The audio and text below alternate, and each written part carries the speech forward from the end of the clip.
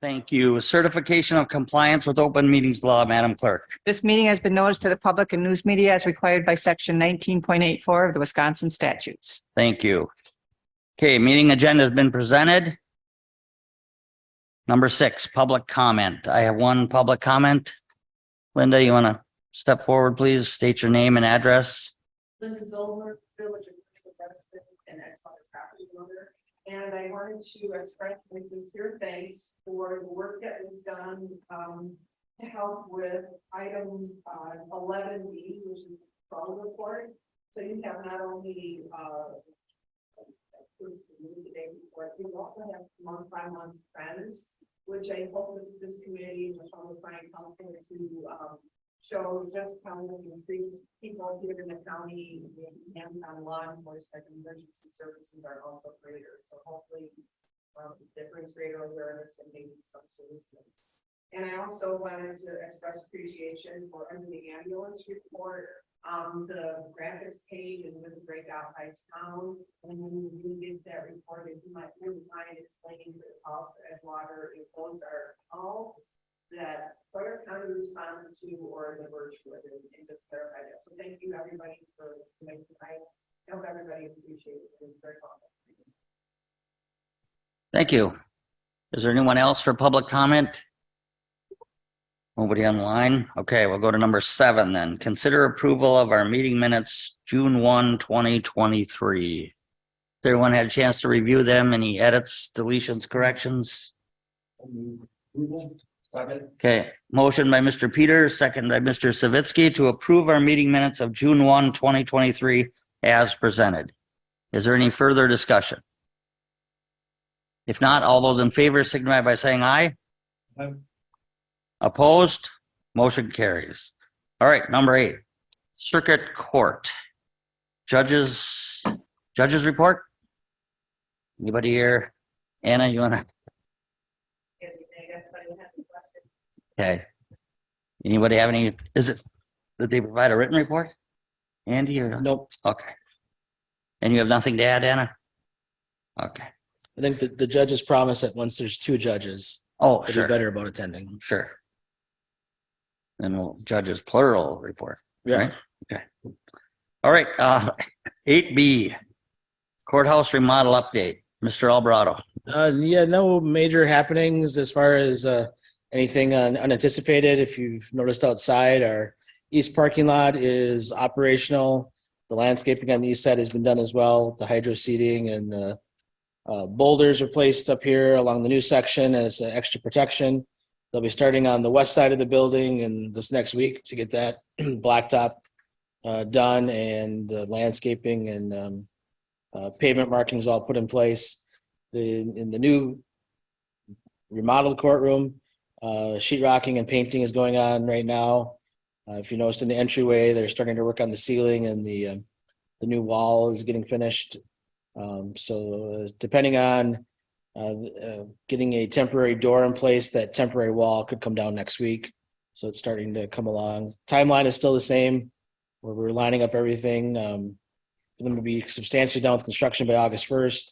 And then we have the furniture contractor, EBI, is coming that day. And then we have to finish the furniture installation in the remodeled area. And then our Marco, our AV contractor, and CCAP will be here the first 2 weeks in August, the last 2 weeks of the project, in order to get all their work completed. So we're still looking at a turnover date of August 14th, or I guess actually turnover day is the Friday, and then the first day of court could be August 14th in the second courtroom. Great. Any questions for Andy on that, guys? So these entrances on the east side are open now. So when you come to a board meeting, you can park out here and walk right in the main entrance. Oh, thank you. Do employees park out there then too, man? Yep, employees park out there as well as people attending court. Great. That'll It is, open up the street a little bit, huh? I just encourage you to take note when you pull into the parking lots on both sides. They're both going to be one-way parking lots. So on this side, you pull in at the north entrance, exit at the south. And on the west side, you'll enter into the sheriff's lot off of Main Street and then exit on Old Fifth Street. So they're both one-way patterns. Good. Great. Okay. Number 9 then, Clerk of Court's office report. And Marge presented us a written report. Do you care to elaborate on it? Nothing new to add, just continuing the discussion with the next on the agenda here in number 10, I guess. Okay. Starting with my office taking on extra work and juggling 2 judges, well, 3 judges. Okay, does the committee have any questions regarding the Clerk of Court's written report?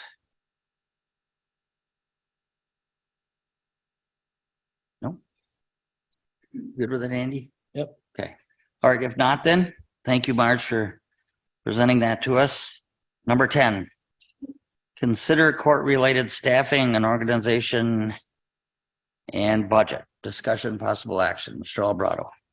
So in the packet, and then also handed out hard copies today, let me start by reviewing the one that says court staffing, court positions at the top. Essentially summarizes, this is a follow-up to the discussion that occurred at the beginning of the board meeting last month with the district court liaison talking about the request for additional judicial assistant to support the second judge. So what I have here is, I guess, part of where we are and part of what we're proposing. Right now we have 8 FTEs that are what I would call our court support positions. That includes the elected clerk of court, the chief deputy for the clerk of court, and then 4 deputy clerk of courts. And then we have a registered and probate juvenile clerk, combined position that's full-time, but it is 35 hours a week, and then 1 judicial assistant. Based on the conversations, what I'm proposing is that effective August 1st, we would increase that to 8.5 positions. So it will be a net increase of 1/2 position. There would be a new second judicial assistant position created, and then a half-time position added to the clerk of court. And then we would eliminate the combined position of registered and probate juvenile clerk. And then the registered and probate duties would be assigned to the clerk of court, and the juvenile clerk duties would be assigned to the judicial assistants.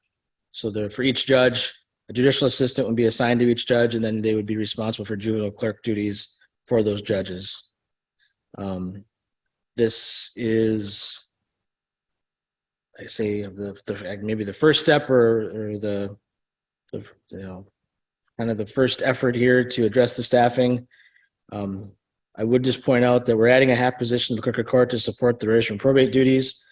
The clerk of court has requested a full-time position as part of the budget process for 24. So we would take up that consideration as part of the budget process. This is what we're proposing to get started in August. As far as the financial impact, what I'm showing there is what the current budget is for staffing, salaries, and benefits. All these positions, the court support are all in the clerk of court budget or in the court budget. So we have a total budget right now of $594,181. That includes the staffing, salaries, and benefits. And then we have $98,000 of operational expenses in that budget. Operational expenses, I've just kind of combined them all for ease here. But that includes appointed attorney costs, court interpreter, witness fees, office expenses. That's all in that budget. So we've left that the same because we just don't know. We've tried to find out what other counties that received an additional judgeship are also just getting those implemented. So we don't have anything that we can point to and say that those costs are going to go up or down. So we're just looking at those as being the same. In theory, we don't think there's going to be a big jump in operational expenses just because you have second judges doesn't necessarily mean you're going to have more crimes and more trials. It might change the flow. It might change how fast things go to trial, but we just don't know what effect it'll have on the operational costs. So you'll see that that's left the same. So by adding the halftime position, the net halftime position, and eliminating or adding 1.5 and minusing the 1, projecting an increase for the remainder of this year of 22,108, and for a full year it would be 53,060. That also takes into account the 1% increase in wages that just occurred this week, and does not take into account like next year if there's any additional cost of living adjustments. Offsetting that, we do get court state aid for one courtroom. One courtroom, the formula is 42,275 and plus 10,000 if you only have one courtroom. When you have two courtrooms, it's a different formula, but the court is saying that we should expect it to double. So we'll get 52,275 for each courtroom. Now that just gets applied as revenue within that budget. So it's not necessarily for salaries. It's to offset all those court expenses. So we are projecting though that the additional money we get, the amount of that we would apply to personnel, we'll get a pro rata amount for the remainder of this year. So we don't expect any more operational costs, so we can apply all of that to the personnel. So we'll have $74,056 of court state aid. So the additional amount is $21,781, which is pretty close to the projected increase in expenses for staffing. And next year, I'm just applying half of that amount to the personnel costs, which again is pretty close to offsetting that 0.5% or half FTE position in the that we would add into the clerk of court's office. There is also some additional expense budgeted in here for staff within the clerk of court's office to take on those registrar and probate duties. We do anticipate making either a stipend to the clerk of court or adjusting other employees who will take on the deputy registrar and probate responsibilities. So, Marshall? Mar, do you feel comfortable with just 1.5 more bodies in your office with this transition? Seems like a pretty minimal request, I think, for what she's asking. Well, like Amy said, I did ask for a full-time position for next year. We're going to follow through this year. See how it goes. Hopefully get approved for that full-time position. There'll be a lot more work. part of that is just not knowing at this point, like the second courtroom, what type of increase in cost or increase in staff time will be to have two courtrooms running. From just the standpoint of the registrar and probate, that was a 35-hour a week, so we're splitting that, and she's taking, in theory, half the job, and then the other half is going to the two judicial assistants we'll have. It's going to be, the staff, in the conversations with the clerk of court and the judge, and also some of the staff, I think everybody's willing to take additional duties on. Maybe, by having two courtrooms, some people are going to be giving up some of the workload they had, but taking on new responsibilities with the splitting of the registrar and probate and the juvenile clerk responsibilities. Andy, is there enough work to keep two judicial assistants busy? Because last report they told us they had 3 judges and 2 assistants at another county. Some counties, yeah. Right. Our workload here, if you listen to the district court administrator, and in the court system, we had a judge that had a 1.8. He was doing the work of 1.8 judges. So essentially our judicial assistant was also doing the work of 1.8. So math-wise, so they're both 90%. That's why we're putting the juvenile clerk responsibilities with them to fill out their time. Oh, good. Okay. But I just keep reiterating it. It's going to be a learning curve for everybody, and learning some new responsibilities, and just the flow of the work will change a little bit as a result of this. Okay, so are you looking for a motion here to move this on to finance, or what? Yes. What are your thoughts? The second thing I have here is the resolution increasing court staffing.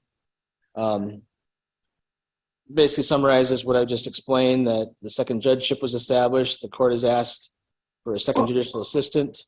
And that this is the plan we have to increase the court staffing to accommodate 2 judges and 2 courtrooms. We'd add a second judicial assistant, add a part-time deputy clerk of court, and assign the registrar and probate duties to the clerk of court and the juvenile clerk to the judicial assistants. And then we will receive additional state aid. So the resolution creates those new positions, eliminates the combined position, and puts in the estimated increase in cost. What this does not do is ask for any budget amendments, because this year, I think we'll be able to fit the cost within the current budget and the additional state aid that we're going to get. So we're not projecting any additional levy this year. And then we'll do a budget process for 24, and you'll get to approve that budget later this year. So this resolution is here for public safety, and also I have it for the administration committee. And then you're saying for 2023, then it's budget neutral. Yes. Okay, Mr. Savitsky. Mr. Chairman, I'll make a motion to approve this increasing court staffing resolution as drafted. Wonderful. Mr. Peters. I'll second that Okay. motion. Thank you, guys. Motion by Mr. Savitsky, second by Mr. Peters to approve the resolution increasing court staffing as presented today. And then move it on to finance, Andy, or just approve it here? Nope, moving on to finance. Okay. I haven't. Good with that, guys? I'm moving on to admin Admin, okay. because there's no budget amendment. All right. Is there any further discussion? If not, all those in favor signify by saying aye. Opposed? Motion carries. Great. Anything else, Andy, on that? Nothing else on that. All right, number 11, Sheriff's Department report, Communications Center report. Thank you, sir. Yes, sir. Dispatch has been overwhelmed with 911 calls this year so far. They've had 881 911 hangups, and we're trying to figure out how to deal with some of these hang-up calls. Right now, we try callbacks. If it plots, we send a deputy. You know, this isn't just a county problem, it's a state problem, a nation problem. You know, the cell phone manufacturers make it so easy to dial 911. And, you know, it's hard for dispatchers because we don't know when to send, who to send, or how to send people, you know, so it's becoming a big issue for the, you know, the dispatch centers. The yearly PSAP grant has become available, so we'll be applying for that. We're looking at replacing our councils in the dispatch center, so hopefully we can get a grant funding for that. We did have one of our part-time dispatchers accept a full-time position in the dispatch center, so that leaves three full-time vacancies in the dispatch center yet. We did have one of our new trainees just finish her training and is working as a part-time status, doing well. And another one of our trainees who will be finishing up soon. The good thing is we're starting to get some applications in again, so we're going through some background checks, checking out you know, the backgrounds on people, and hopefully we can get a few more in.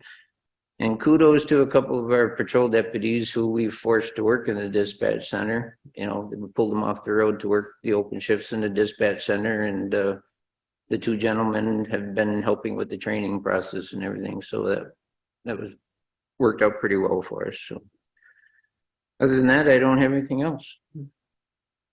Okay, thank you, Joe. All right, moving on then, letter B, patrol report, June. You have the report there in front of you. I'll just highlight a couple things. There is a substantial increase in call volume here this month versus the past months, as well as this year in June versus last year in June. An increase of around 200 in total calls, CAD calls. Another thing I want to highlight, we did have a traffic fatality here in February. One of the injured people from a traffic crash last month did pass, so that is considered a traffic fatality due to the injuries that they suffered. And Tuesday the 4th, we had our third traffic fatality. We had a motorcycle crash in Radisson. 63-year-old male tried to avoid hitting deer and made an evasive maneuver and lost control and succumbed to his injuries there on scene. Outside of that, I have nothing additional as far as the report. I just want to additionally say, when it comes to staffing, it has been a challenge for us, but we're getting through it. We also have two part-time staff members that are going through the Recruit Academy that we're sponsoring. So later this year, they will be graduating from the recruit academy and be able to help us on patrol. One is already trained into dispatch, so she has the added training in different divisions here. So I think that's going to substantially benefit us here into the future as well. So things are looking a little better in the future, providing we don't lose any more staff to other agencies currently. Okay, thank you, Sheriff. Any questions for Sheriff on that? Mr. Peters? Just one thing. I really appreciate having that map showing the distribution of crashes across the county. But I do have a question, and it's just my ignorance of what is injury A, injury B, injury C. The severity of the injury, Okay, A is the most severe. yes. Okay, thank you.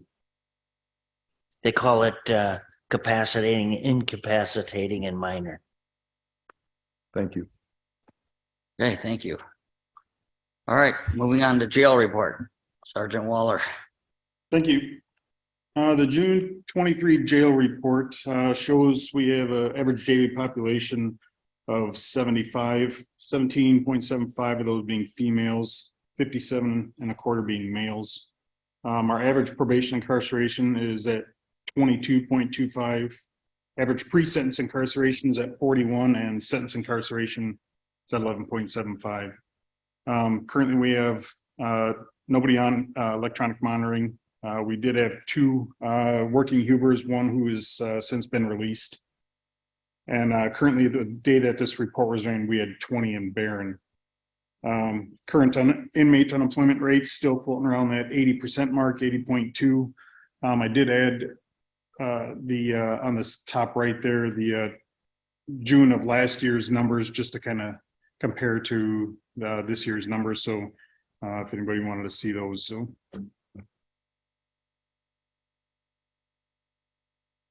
Okay, thank you, Sergeant. Any questions? Anyone on the jail report? And all those in Barron are females, correct? Correct. 20? Yep. Because of our staffing here? Correct. Yeah, they were bringing back.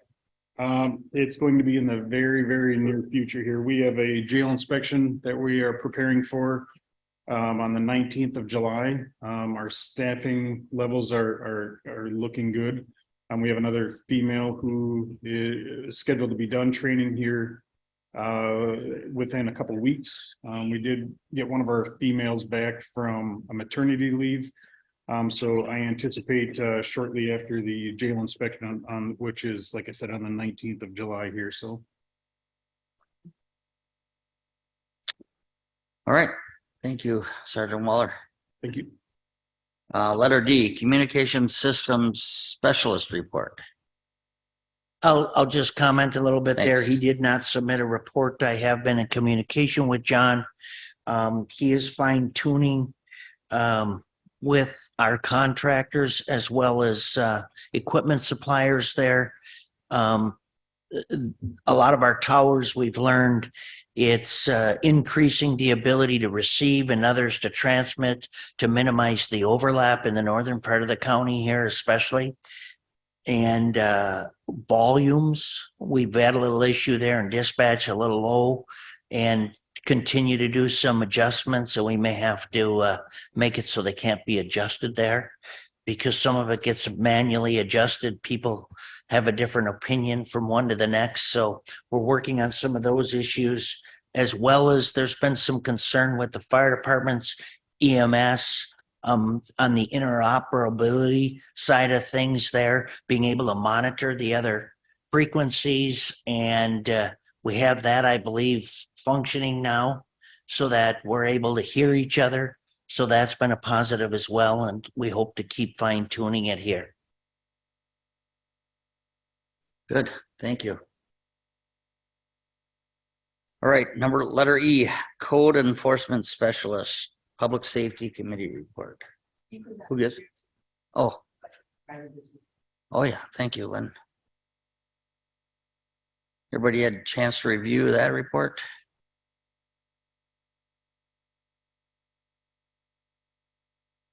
Heavy uptick in dogs admitted to pound. I guess with regard to the code enforcement, I know that there have been inspections taking place down in the town of Draper, and appreciate that attention to that. I understand that there's going to be some questions coming up at the town board meeting in Draper next Monday. So I hope that we can continue to make progress on that, on addressing those issues down there. And there'll be I'm not sure if there'll be a specific report about that situation at Health Human Services, but the discussion of a health hazard will be on the agenda, just for more for educational purposes. And I guess it's directly related, but yeah, there's been multiple discussions about it. Sheriff, have we had an uptick in large animals getting out and on the road because of the drought and pushing our fences? Not that I'm aware of. But I can't answer that accurately in detail here, just off the top of my head. Yeah. Personal knowledge, I'm not aware of any increase. Good. Okay, thank you, everyone. Then we'll move on to number 12, emergency management report. And is that you, Mr. Frommel? Oh, okay, I'm sorry. And Nicole provided. She provided a report there, and we have nothing additional to add. Okay. Any questions, concerns for the emergency management? Nope. Okay, if not, child support department report. That's another written report, correct? Mhm. Any questions, anybody?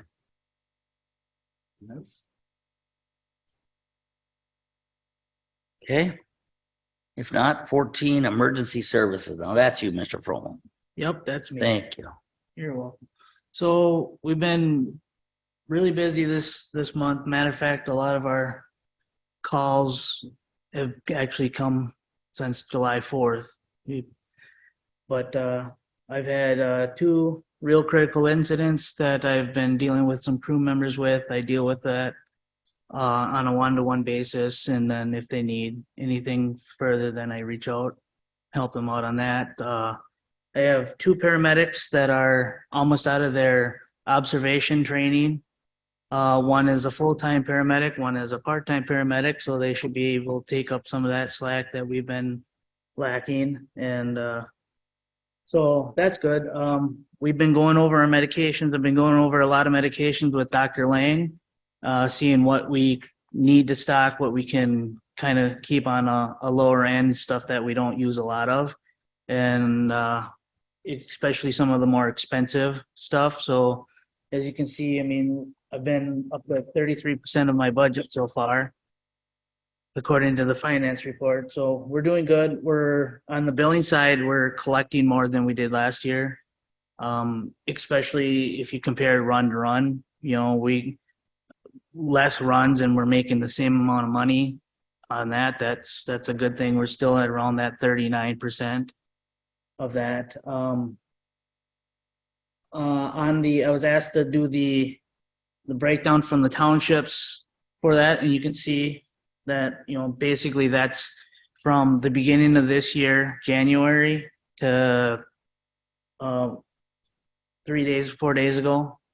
That's how the runs are broke down. There's a little bit of an issue between how the CAD system transitions over to my reporting software, but nothing that is like a major thing. It's just a couple little tweaks that just to make my counting a little easier, because they got like town of Hayward's in there like 5 different ways, so it makes it a little harder to count. So other than that, we've had a couple really on both the corner side and the ambulance side, we've had a couple of very, I'll say emotional calls, between the cops and stuff. And I am taking a while to meet, like I said, meet with the crews and go through that right now. Cause it was pretty hard, and after I get done with them, I'm gonna reach out to the hospital and then the sheriff's department to see if there's anything that's gonna be needed after that. We are kind of up on our deaths now. Yeah, like the sheriff said, we had a fatal motorcycle accident. We also had another overdose death in Ojibwa. That's kind of on the rise. There's been a lot of rises in overdose calls for the EMS side. It's hard to actually get those numbers because of how we put them in and how the CAD gets reported to 911 versus what the final outcome is. We can get called for one thing and then in the end it's a whole nother thing, but just unofficially the numbers are going up on the overdoses again. And it is the fentanyl, methamphetamine, other than that, I mean, if anybody had any questions on my report, that's what I got. Are we, Mr. Fromo, are we still getting transports out of the Hayward Hospital?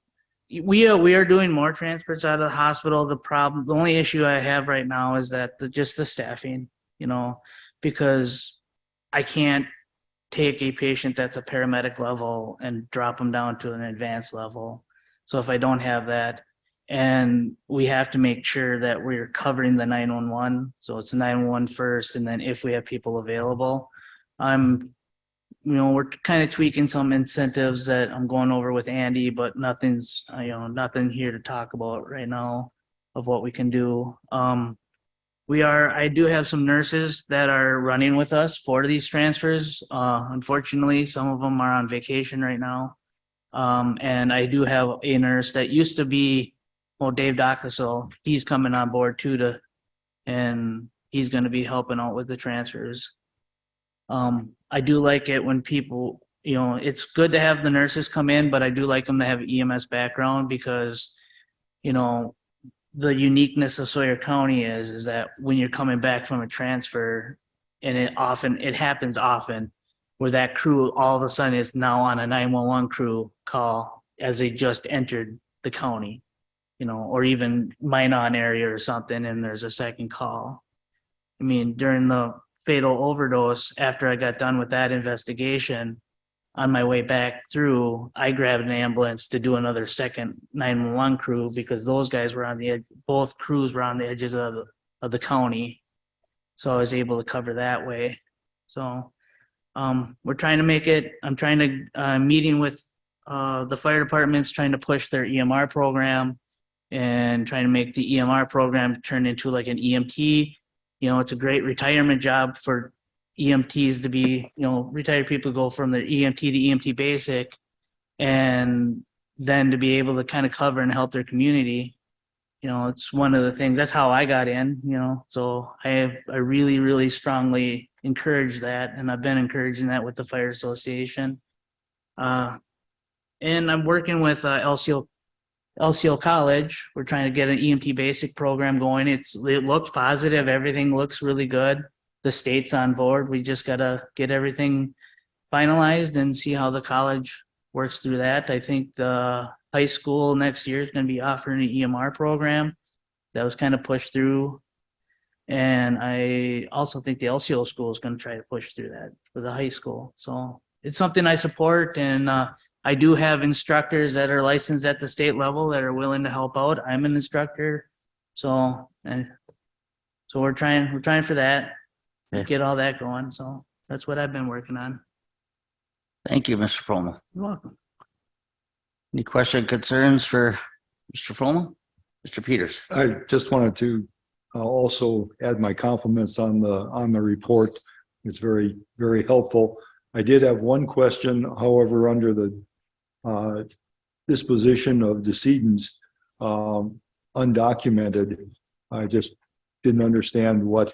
So That- basically when people, pass away, they're going to either be cremated or buried, right? Well, families sometimes have a hard time deciding what they're going to do. And once a month, I have to go through and, because the funeral homes don't tell me what, Sure. what they did, even though I finished their death certificate and everything, I still have to go back in to see what happened. So I take time once a month to make sure those go away, but it'll never actually go away because unless nobody dies, then there's nothing to update. Okay, So okay, thank you. All right, thank you, Mr. Frommel. Letter B, Andy, town ambulance contract. Service So- contracts. Yep. So it's that we're at the time of the year where if we want to make any changes to the contracts we have with the Washburn County towns that we serve, we should consider those now. So we already have ourselves on the agenda. John and I are going to go meet with these towns. We're doing Bass Lake and Birchwood this month. Stone Lake asked us to come in August. So it's summarized here where we're at currently. These contracts have been in place since 2016. The last rate adjustment occurred in 2021. The current rates are there. So we collect just about $50,000 in revenue from those three towns. Town of Stone Lake, town of Bass Lake, we service in full. Town of Birchwood, we serve half. So when you see the calculations, town of Birchwood is based on half. When these rates were established in 21, it was based on the rate of $40 per capita. Even at that time, that was less than what the service actually equivalent charges to the Sawyer County. $40 was less than what it was costing. It was closer to $60 per capita at that time. Prior to 21, it was a charge of $20 per capita to those towns. So it's the population of the town times the per capita rate equals the amount they're paying. So for comparison, if we took the net cost of the ambulance service, so the amount of the total costs minus the amount of revenues from billing is what we consider to be the net.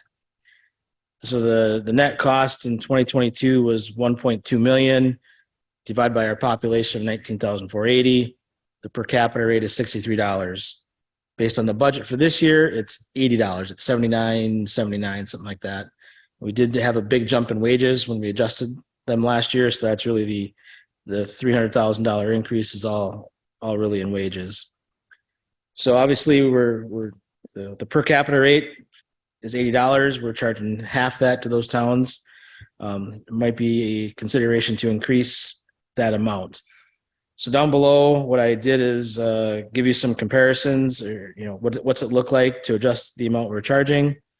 You can see the current amount to those towns with the $40. The population has increased in those towns, so if we kept it at 40, we would be at $55,000. So we get a little bit more money that way. If we increase to $60 per capita, you can see those rates, and then $80 per capita. If we did it to a comparable of what it's costing Sawyer County residents, that'd get us almost double, up over $100,000 in total. A different way of doing it would be the equalized value, which is really how it's calculated here in the county. We take the net and assess that as part of the ambulance levy. So if we assess those towns based on equalized value, you can see that it would be a little bit higher amount, over 100,000 total. It would, relative to where they're at now, it has a pretty significant effect actually. Town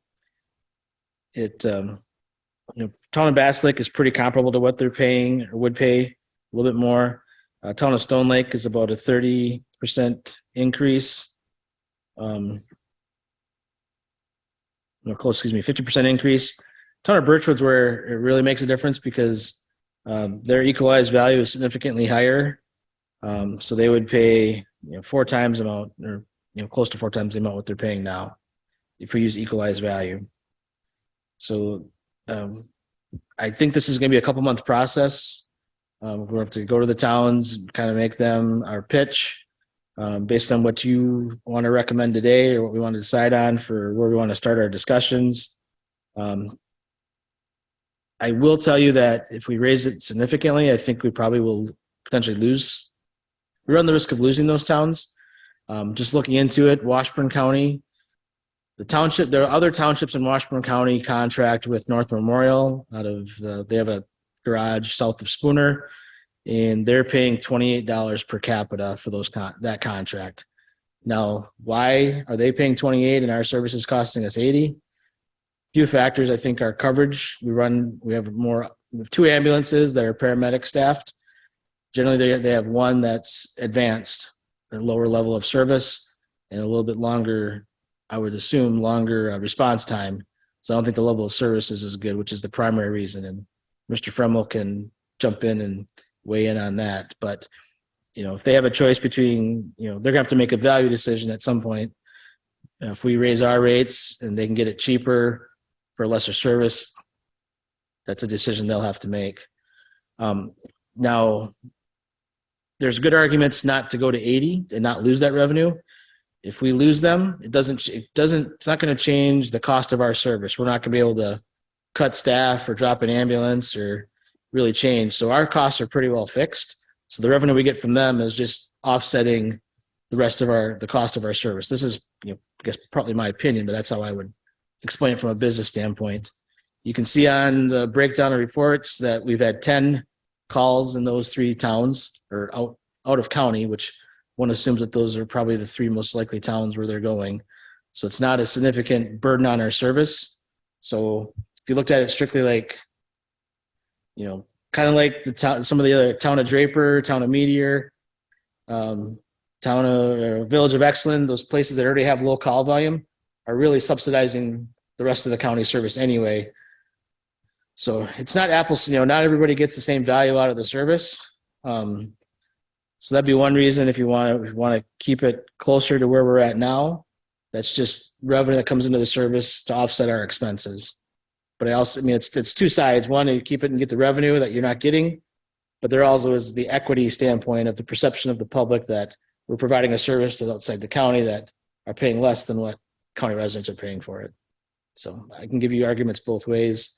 If I had to make a recommendation, is we probably start closer where we're at, and then keep on top of this on an annual basis and keep moving it up to get continually closer to what the actual cost is.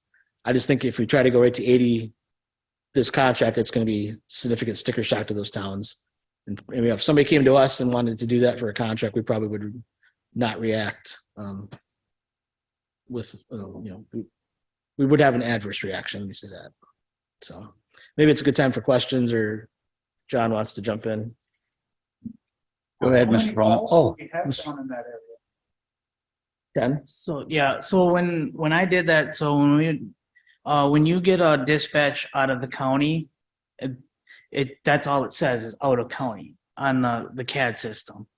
So I took out all the transfers we took. So when I did this number, the number out of county was like 50 something, right? Well, so I took out all the transfers out of it. That led 10. Majority of our calls out of county are going to be split between Bass Lake, Washburn County, and Bayfield County, because we do intercept with Bayfield County. So that leaves, so if you say we get 3 intercepts and three in the Bass Lake, that's 6 out of 10. So the rest are going to be, maybe 1 out of Russ County, maybe another one out of Ashland County when we get down to the Oxbow area. So, it really isn't that much. The problem is that Bass Lake Township from Sawyer County is 4 miles from us, and it's almost 30 miles from A&H, where the base for Spooner is. North Memorial used to service them as under a paramedic level, but when they were there, because they take transfers out of Spooner Hospital, right? Why they got into the contract under Washburn County. That's also the reason why they charge a little bit lower, but as they get closer to us, they really don't like to come towards our area because there's not a lot of revenue for them here. the other thing is like since 1971, when with Sawyer County Ambulance has become Sawyer County Ambulance, we have serviced those counties for free. Like we didn't, the reason that we started doing the contract is when we went full time and people were looking at the money, and then they found out like, hey, these outside townships that we cover for free haven't paid anything for years. So that was that big increase. I mean, I think they paid a $30,000 plus a yearly rate now. So I like Andy's numbers. I'm actually kind of for a little bit on the higher side, if not the, if it's not the highest one. They get a paramedic level service. Townships on their own by state statute have to supply ambulance service, whether it's BLS or whether it's, advanced. I don't think any value they're going to look at is going to beat us because of how close we are, And when it comes to 911s, I don't look at it as in, money and people. I look at it, what's the best for the people in that area. And if you're hurting, I don't think people care if an ambulance is out on a call or if, hey, they're coming out of Spooner. They want whatever quickest. And that's one way that if we want to go higher, we can sell that. It's like, hey, you're our next door neighbor. We're right here. North Memorial kind of offers a service because they do have paramedics. Sometimes the paramedics are on staff. It's not guaranteed. Where if they're going towards like Spooner Hospital or if they're going towards, Grantsburg or something like that, their interceptions, their paramedic will intercept with us. Well, they also have a mutual aid agreement with us that we intercept with them if they're coming to Hayward. So sometimes they still get that paramedic level service without having to, pay for that paramedic level service. Billing gets a little bit different when you get to that too, because without looking at the numbers, most of the time the billing is higher. If you get charged cheaper, you get billed higher as a patient. And that happens a lot, especially when you start getting towards like Polk County and stuff like that, when there's multiple ambulance services that are servicing a lot of little tiny townships and they're competing for contracts. So, but I think number one, our people are here in Sawyer County are pretty high level. Even my EMT advances, are very, very competent. And I think our service speaks for itself when we get to people and when we have patients. And when I do get complaints, it's usually, hey, they didn't take me to the hospital that I wanted to go to, not, hey, this person mistreated me. So.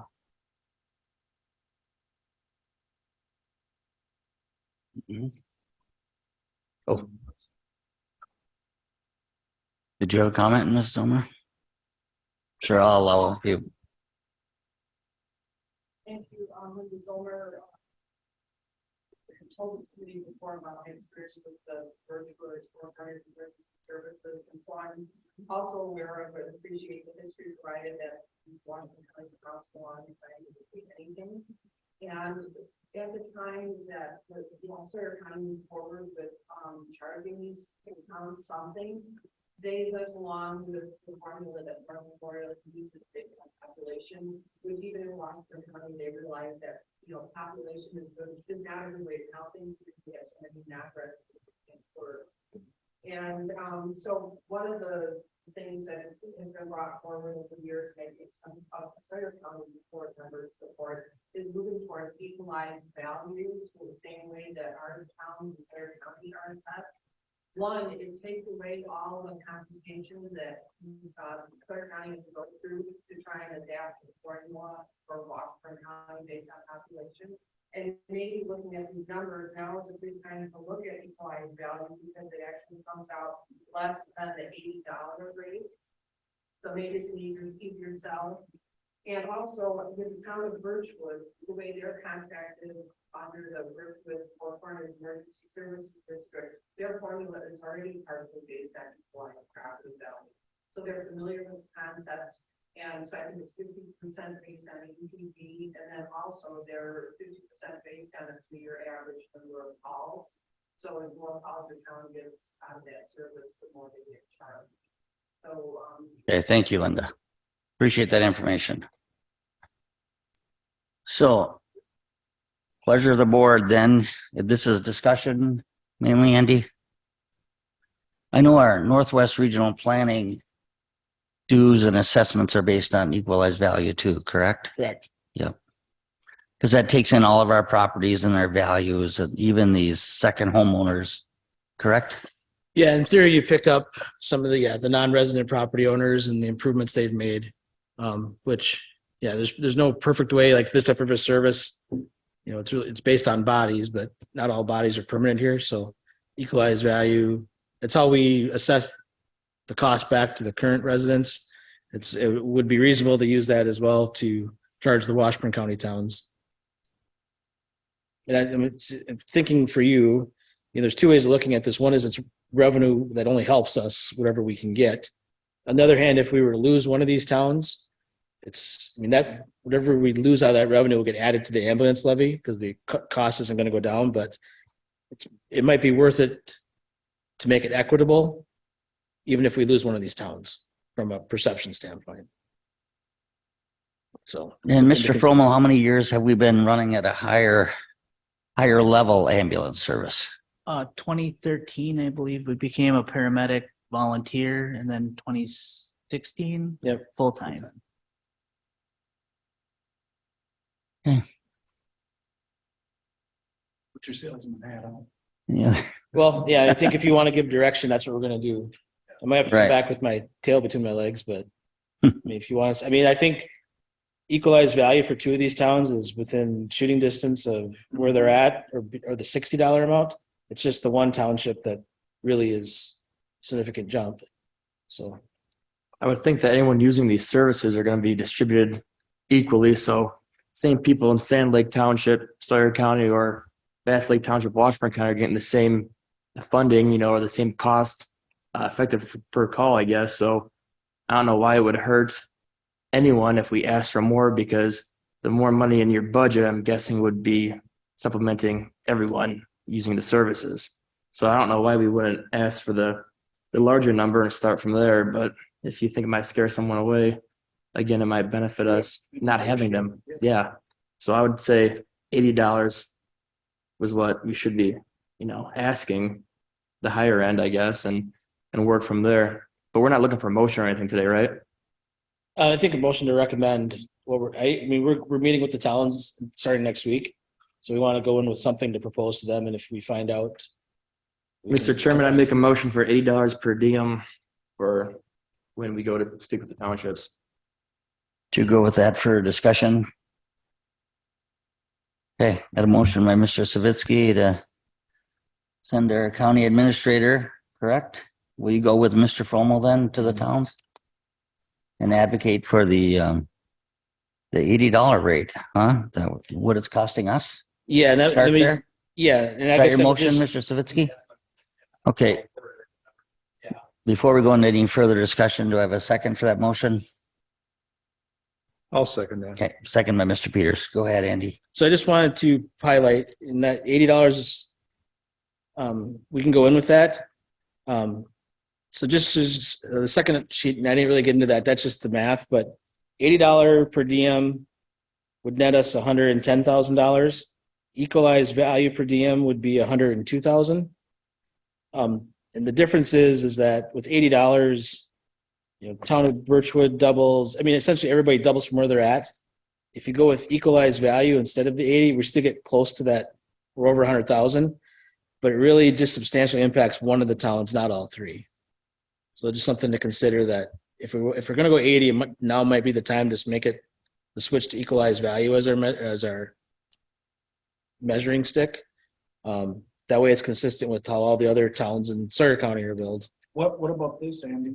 We go with the 80, but give you lateral to move to equalized value. So you're saying, hey, the county board's pushing for this, but I'm pretty sure I might be able to get them down to this. You can't. It's just You have flexibility. Yeah. I'm just pointing out that the town of Stone Lake, town of Bass Lake are going to be pretty close. They're not huge. They're probably palatable increases based on where they're at now. And it's the town of Birchwood that's the one that might be harder for them to swallow. That's all. Sure. And- Okay, But we can go in with 80 and see what happens. Yeah. And let's do that. And you have, like Mr. Weaver mentioned, room to move and, okay. okay. Motion by Mr. Savitsky, second by Mr. Peters to allow Mr. Alvarado and Mr. Fromo advocate and speak with the towns about our ambulance service and start with the $80 per capita. That is what it's costing us. Okay. Is there any further discussion? If not, all those in favor signify by saying aye. Opposed? Motion carries. And then just in your packets, we do have a contract with them already. The contract has not been refreshed since 2016, but legal counsel is reviewing it, but we're not proposing any changes to the contract. It's pretty straightforward, so it's just in there for reference. We don't need any approval. Okay. And when is this meeting with the towns? In a week or so? We have one on Monday, one on Tuesday. For Birchwood and 11. For, Bass Lake. no, that's like. Oh, Stone Lake then. Okay. So you might have something to report at county board then in your administrative report. Great. All right, number 15, Criminal Justice Coordinating Council update. Anything, Andy? Let's see here. What do we have?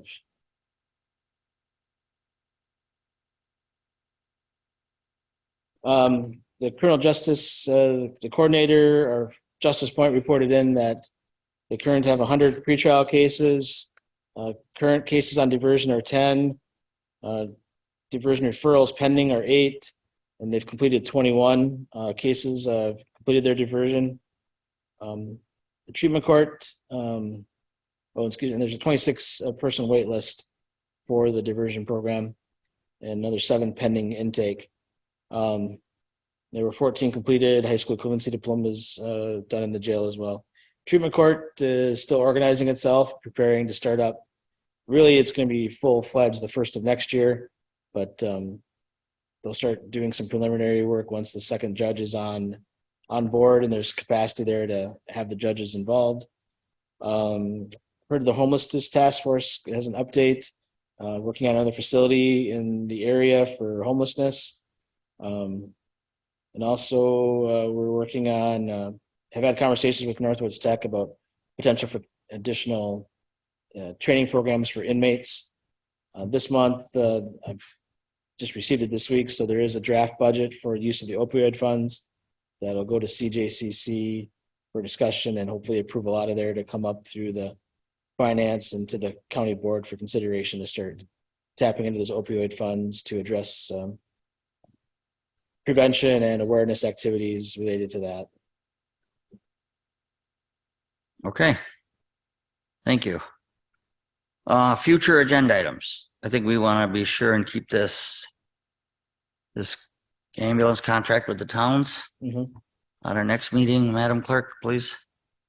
Anything else? Guys? All right. Correspondence reports, conferences, meetings, any updates? If not, I think we do have Mr. Helwig on though. Madam Clerk, did you notice he checked in?